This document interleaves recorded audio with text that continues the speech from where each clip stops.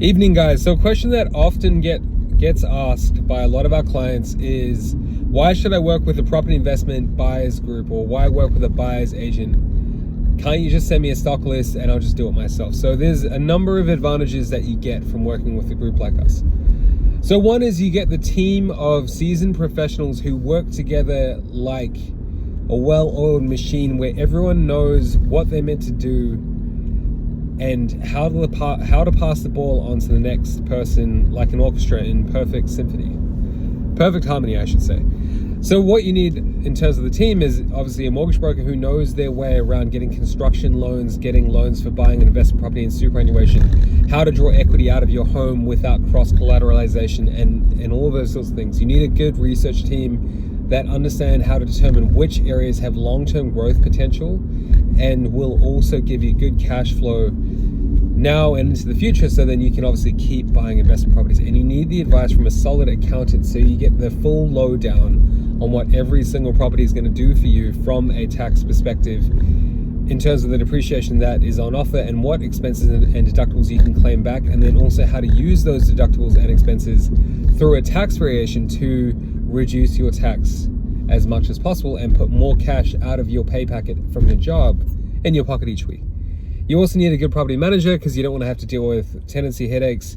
And sometimes the best property managers charge a little bit more money, but they can also get you a really good tenant in faster than more ordinary tenants, because they have a database of people waiting.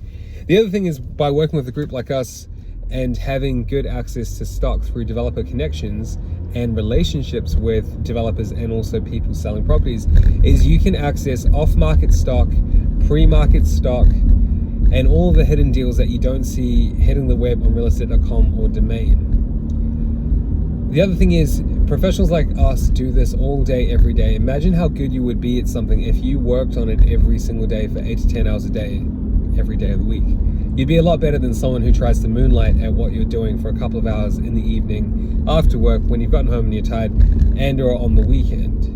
The other thing is, groups like us that have transactional history with multiple builders and developers across the country, we've got good relationships with the BDMs, from business development managers from inside of those groups, and they know which groups tend to have clients that have been through a strong finance process, have been through a strong planning and strategy process that involves chartered accountants, maybe a financial planner, and also property strategists. So then they are confident to release their stock, which, in high demand estates is hard to come by sometimes, because they're confident that our clients that come through a process like ours will stick.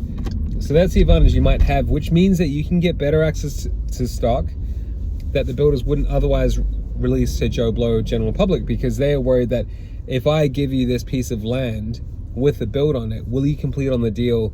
And if you just hold the piece of stock for a couple of weeks while you're shopping around with other groups, I then lose the opportunity to sell that piece of land to someone else who will genuinely transact. So that's another thing to consider, is the reputation and having better access to stock.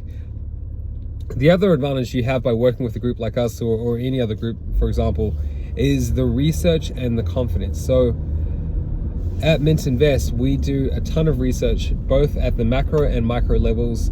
So macro being, we look into the state, we look into the region, the local council area, we look into the suburb, and we go down to the micro details about the specific property, the street, what is the appeal, what is the level of owner occupiers in that area, what investment level is coming in from the government, what investment is coming in from private sector, what is creating new jobs, what is driving population growth, what is ensuring that there's going to be a high demand for your rental properties and a low vacancy rate, but also a decent amount of owner occupiers that live in the area, because that's where the gentrification comes from. It comes from those people like myself who will take care of their front hedges on the home that they own. So there's little things like that.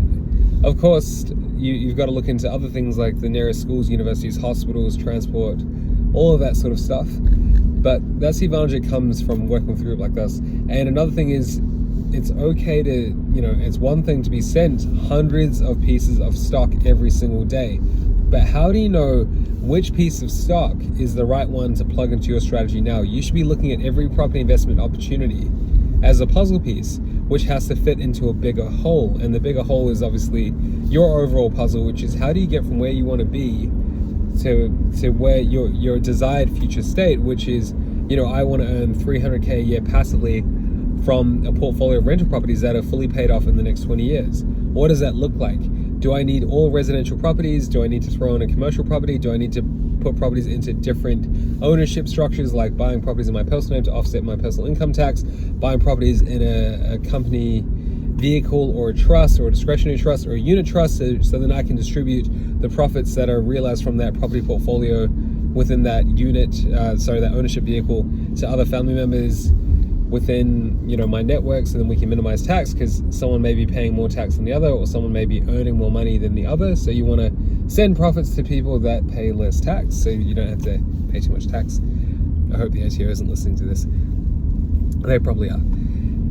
That's another thing. Buying property in a self-managed super fund, so you've got to look into that as well, because what you've got to consider is, it's like buying an investment property is a long-term thing, and it's pretty much like standing at the end of a shooting range and shooting a bullet or an arrow, if you want to think about it that way, and being half a degree off. It doesn't sound like much at this point in time, being half a degree off, but as you go a greater distance, as you go further and further closer and closer, I should say, towards the target, which might be a long way off, that half a degree of being off could be feet, it could be meters, it could be a kilometer off target.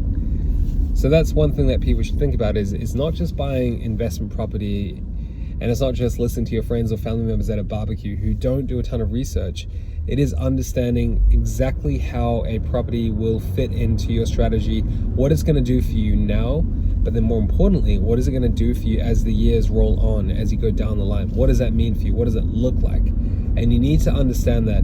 There's been a saying I've been told, because I started this business several years ago, and one of the best sayings I ever learned from a business coach, you could say, was start with the end in mind. And I think you should bring that mentality into investment property, because buying investment property is not too dissimilar to running a business. And you should be thinking about, what happens, what's my exit plan? Do I want to hold a number of rental properties that have no mortgages? Or is it a case that I can't be bothered dealing with property management, in my retirement years, and I'd rather just take the equity from those properties that are debt-free, sell them, and then give the cash, hand it over to a fund manager who's going to give me 3 to 4 to 5% every single year that I don't have to work for. And I might be handing over a sum of, say, 3, maybe even 5 million. So if you do the math on that, then 5% on 5 million is going to be 250 grand a year. That's passive income. So that's not a bad lifestyle. So you need to start with the end in mind. So that's the advantage that comes with working with a group like us. It's obviously having better access to stock, having the network of professionals and people that you need, understanding how every single property fits into your overarching strategy, basically how each property is a little puzzle piece, as I was saying. How does that fit into your overall puzzle? Which, how does it complement the puzzle? How does it enhance that? How does it enhance, you getting to your desired future? And then, of course, having the confidence to execute, which comes from, or is founded upon, very solid research, and having the ability to assess multiple different types of property, because every single property is an opportunity. Do you put your money over there, or do you put it over there, or do you put it over there? How do you invest your money so that you can maximize your upside and minimize your risk, whilst ensuring that whatever you've bought now is going to be a stepping stone and not a roadblock to get you further along your way to your desired end state? So it's all of those things combined. I hope that brings you value.